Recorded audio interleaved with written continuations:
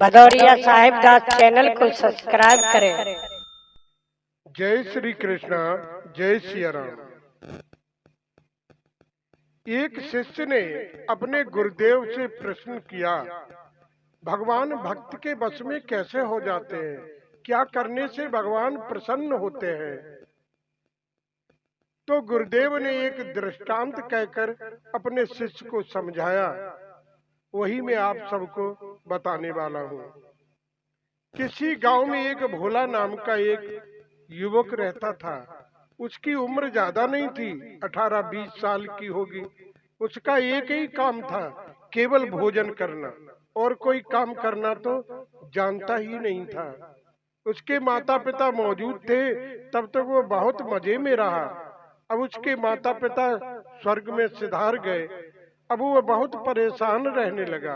अब उसकी जो भाभी वगैरह थी उसको ताने मारने लगी, कहने लगी तुम कोई काम तो करते नहीं, अब तुम्हें भोजन बना बना कर कौन खिलाए?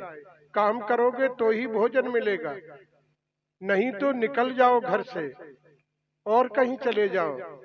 भोले के मन में ये बात चुभ गई सज्जनों, और उसने अपने मन में निश्चित कर लिया, अब मैं अपनी आत्महत्या करके नदी में डूबकर मर जाऊंगा, इस घर में कभी नहीं आऊंगा।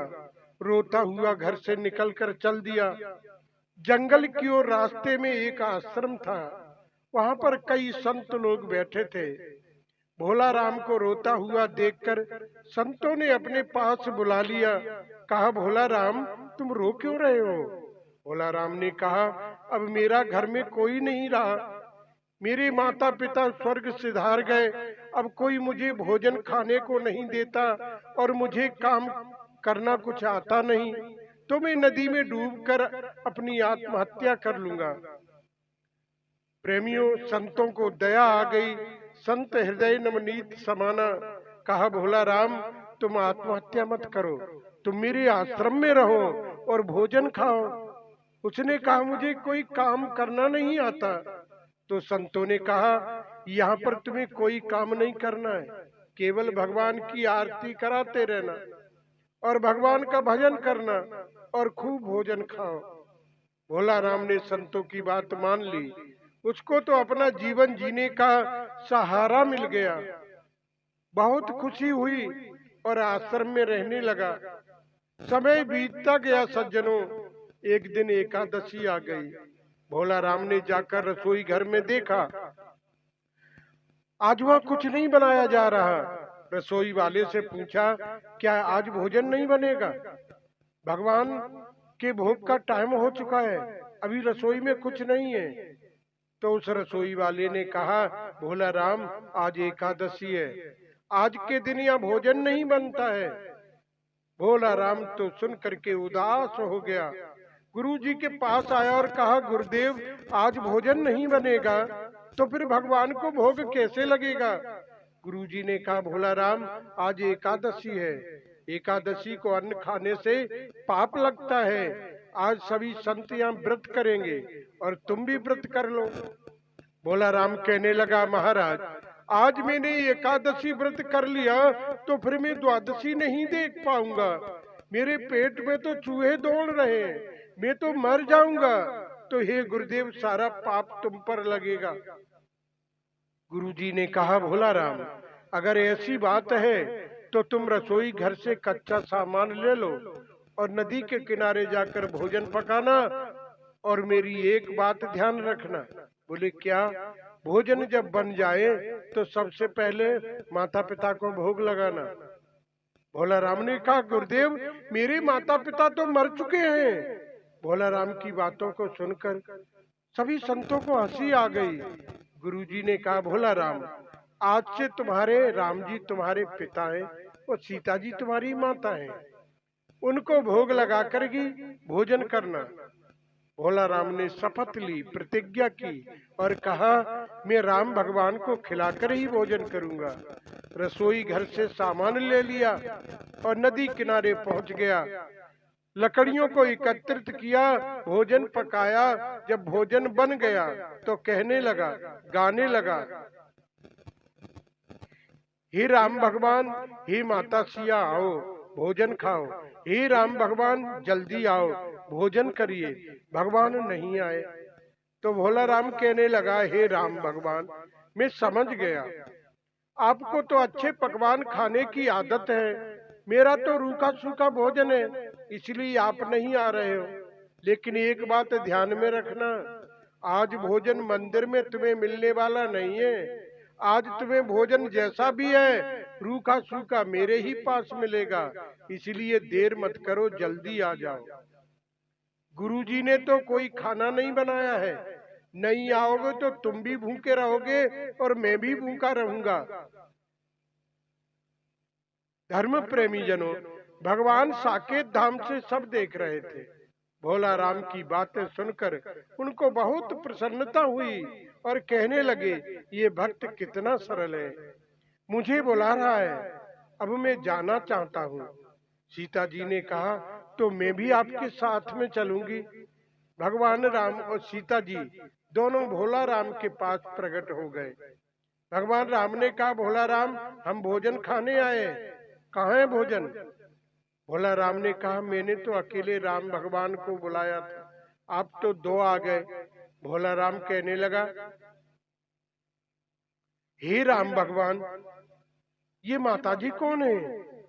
राम जी ने कहा, ये तुम्हारी माता जी है। भोला राम ने प्रणाम किया, दोनों खाने को बैठ गए, पूरा भोजन खा गए, कुछ नहीं बचा। भोला राम निराश हो गया, उदास हो गया, उसका भी एकादशी का व्रत हो गया। समय बीतता गया, फिर एकादशी आ गई। गुरुजी ने कहा, भोला राम, आज एकादशी है, आज फिर खाना नहीं बनेगा। भोला राम ने कहा, गुरुदेव, अब की बार मुझे 3 लोगों के लिए राशन चाहिए, 3 लोगों का भोजन का राशन चाहिए। गुरुजी समझ गए, ये खाने का बहुत पेटू है, पहली बार कम रहा होगा। रसोई वाले से गुरुजी ने बुलाकर कहा, भोला राम को जितनी आवश्यकता हो उतना सामान दे दो। भोला राम राशन लेकर नदी के किनारे पर आया, लकड़ियों को एकत्रित किया, लकड़ी जलाई, भोजन बनाया। भोजन बनकर तैयार हुआ तो कहा, हे राम भगवान आओ, हे माता सीता आओ, भोजन कीजिए। भगवान राम और सीता जी, भरत जी, लक्ष्मण जी, शत्रुघ्न जी, हनुमान जी को साथ लेकर प्रकट हो गए। भोला मन में विचार करने लगा, जब मैंने एक को बुलाया तो 2 आ गए, आज तो अपने पूरे परिवार समेत प्रकट हो गए, आज तो मुझे कुछ भी बचने वाला नहीं है। सबने भोजन किया और चलने लगे तो भोला ने भगवान के चरण पकड़ लिए और कहा, प्रभु, अब की बार आना तो मुझे पहले बता देना, कितने लोग आओगे? मैं भोजन लेकर आया 3 लोगों का, आप तो अपने पूरे परिवार समेत प्रकट हो गए, अब की बार जब आना तो मुझे पहले बता देना, मैं उतना ही राशन लेकर आऊंगा। भोला राम का एकादशी का व्रत फिर हो गया। भोला राम उदास हो गया। सज्जनों, समय बीतता गया, फिर एकादशी आ गई। गुरुजी ने कहा, भोला राम, आज खाना नहीं बनेगा, अगर तुम्हारी इच्छा हो तो राशन ले लो और खाना बनाकर खा लेना। भोला राम ने कहा, गुरुजी, आज मुझे 11 लोगों का राशन चाहिए, 11 लोगों का भोजन करने के लिए राशन चाहिए। गुरुजी ने कहा, क्यों झूठ बोलता है, इतने लोगों का खाना तू अकेले कैसे खाएगा? भोला राम ने कहा, गुरुदेव, वहाँ पर सब आते हैं, राम भगवान, सीता मैया, भरत भगवान, लक्ष्मण भगवान, शत्रुघ्न भगवान, हनुमान भगवान, सब आते हैं, सब खाकर चले जाते हैं और मेरे लिए तो कुछ बचता ही नहीं है, इसलिए मुझे 11 लोगों का भोजन चाहिए। गुरुजी मन में विचार करने लगे, भोला राम कैसा भी हो, बहुत भोला है, ये झूठ कभी नहीं बोलता। रसोईया वाले से कहा, जितना चाहे उतना राशन दे दो।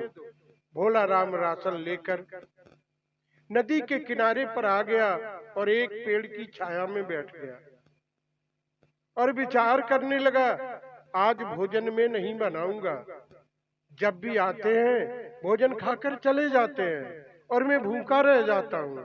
आज सीता माता भोजन बनाएंगी और मैं खाऊंगा। पेड़ के नीचे बैठकर वो तो गाने लगा, मेरे राम आइए, सीता राम आइए, मेरे भोजन का भोग लगाइए, मेरे भोजन का भोग लगाइए, मेरे राम आइए, सीता राम आइए, मेरे भोजन का भोग लगाइए। जैसे ही उसने भजन गाया भगवान प्रकट हो गए। राम भगवान, सीता मैया, भरत भगवान, लक्ष्मण भगवान, शत्रुघ्न भगवान, हनुमान जी भी आ गए, जामवंत भी आ गए, सुग्रीव भी आ गए और तमाम देवता आ गए। भगवान ने कहा, भोला राम भोजन कहाँ है? भोला राम ने कहा, प्रभु आप हर बार आते हैं और भोजन खाकर चले जाते हैं और मैं भूखा रह जाता हूँ, इसलिए आज भोजन तुम सब बनाओ और मैं खाऊंगा। वो रखा है सारा सामान। भगवान राम ने कहा सीता मैया से, आज भक्त की खाने की इच्छा है तो इसे बनाकर खिलाओ। लक्ष्मण जी से कहा तुम लकड़ी बीन कर लाओ, हनुमान जी से कहा तुम झाड़ू लगाओ। सब अपने अपने काम में बिजी हो गए और भोला राम के गुरुदेव खड़े खड़े देख रहे हैं। मन में विचार किया, आज भोला राम खाना क्यों नहीं बना रहा है? ये तो पेड़ के नीचे बैठा गा रहा है। गुरुजी भोला राम के पास गए और कहा, भोला राम आज तुमने भोजन नहीं बनाया? बोले नहीं बनाया, भोजन की तैयारी चल रही है, हर बार खाकर चले जाते हैं, अब की बार देखो सब लगे हैं। वो लक्ष्मण जी लकड़ियां लेकर आ रहे हैं, वो देखो हनुमान जी झाड़ू लगा रहे हैं, सीता मैया भोजन की तैयारी में लगी हैं। वो सामने देखो गुरुदेव जिनकी तुम पूजा करते हो वो राम भगवान खड़े। गुरुजी ने कहा, भोला राम मुझे तो कोई दिखाई नहीं दे रहा है। भोला राम ने कहा,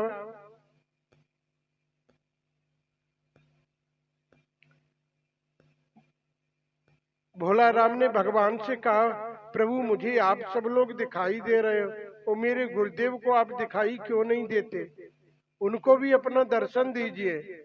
भगवान ने कहा, भोला राम आपके गुरु सरल नहीं है, मैं तो सरल लोगों को मिलता हूँ, जिसका हृदय निर्मल हो। निर्मल जन मन सो मोहि पावा, मोहि कपट छल छिद्र न भावा। हे भोला राम ये आपके गुरु तो हैं लेकिन सरल नहीं है, मैं तो सरल को मिलता हूँ।